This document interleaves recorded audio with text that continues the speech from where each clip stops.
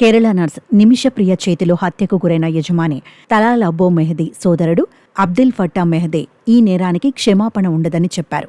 నిమిషప్రియను ఉరి తీయాల్సిందేనని ఆయన అన్నారు. దోషిగా తేలిన నిమిషను భారతీయ మీడియా బాధితురాలిగా చిత్రీకరించడం పట్ల తన కుటుంబం తీవ్ర అసంతృప్తి వ్యక్తం చేసినట్లు అబ్దుల్ ఫట్టా పేర్కొన్నారు. కాగా నిమిషప్రియకు బుధవారం ఉరిశిక్ష అమలు చేయాల్సి ఉంది. కానీ కొన్ని చర్చల కారణంగా ఆమె ఉరిశిక్షను నిలిపివేశారు. సౌదీ అరేబియాలోని ఏజెన్సీలతో పాటు భారత ప్రభుత్వం పూర్తి మద్దతు, యెమెన్లోని షూరా కౌన్సిల్లోని ఒక స్నేహితుణ్ణి మధ్యవర్తిత్వం కోసం సంప్రదించిన గ్రాండ్ ముఫ్తీ అబూబకర్ ముస్లియార్ మతపరమైన జోక్యం ఫలితంగా తదుపరి ఆదేశాలు వచ్చే వరకు ఉరిశిక్షను వాయిదా వేయాలన్న నిర్ణయం తీసుకున్నారు. ఇదిలా ఉంటే నిమిషప్రియను క్షమించగలిగేది మృతుడి కుటుంబమే.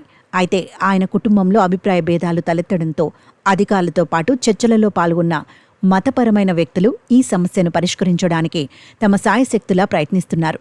అటు కేరళ బిలియనర్ ఎంఏ యూసుఫ్ అలీ కూడా ఈ విషయంలో అవసరమైన ఆర్థిక సహాయం అందించడానికి తన సంసిద్ధతను వ్యక్తం చేశారు.